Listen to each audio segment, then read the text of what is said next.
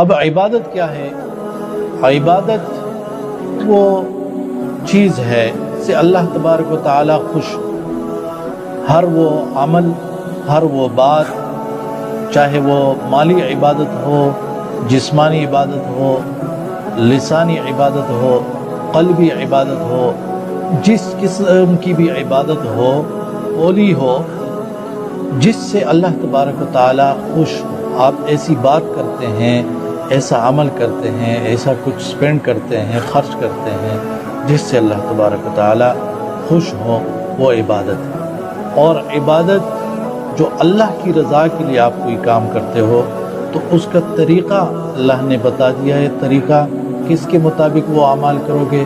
رسول اللہ صلی اللہ علیہ وسلم کے طریقے کے مطابق کرو گے، کیونکہ دنیا کے اندر بہت سے لوگ ہیں وہ اللہ کو مانتے ہیں اور اپنے ذوم میں، اپنے خیال میں وہ یہ بھی سوچ رہے ہوتے ہیں کہ ہم اللہ کی عبادت کر رہے ہیں، حالانکہ وہ عبادت نہیں ہے، اس سے اللہ خوش نہیں ہوتا، کیونکہ وہ اس کے لیے جو شرائط ہے عبادت کے لیے وہ اس کے اندر موجود نہیں ہے۔ تو سب سے پہلی چیز تو یہ ہے کہ عبادت وہ ہے کہ جس سے اللہ خوش ہو، اللہ راضی ہو۔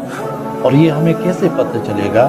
یہ ہمیں ایسے ہی پتہ چلے کہ اللہ تبارک و تعالیٰ نے اپنی کتاب بھیجی ہوئی ہے، پیغمبر بھیجا ہوا ہے، اور قرآن نے اور پیغمبر نے ساری چیزیں واضح کر دی ہے کہ ان کاموں سے اللہ تبارک و تعالیٰ خوش ہوتا ہے اور ان کاموں سے اللہ ناراض ہوتا ہے۔ پھر عبادت کے اندر انسان کا یہ عقیدہ ہوتا ہے کہ جس کی میں عبادت کر رہا ہوں وہ غیبانہ طور پر مجھ پہ اختیار رکھتا ہے اور مجھے نفع پہنچا سکتا ہے، میرے نقصان جو ہے وہ دور کر سکتا ہے، میرے لیے نفع اور نقصان کا مالک ہے اور مجھ پر قدرت رکھتا ہے، مجھے جانتا ہے، سب کچھ میرے بارے میں اس کو علم ہے۔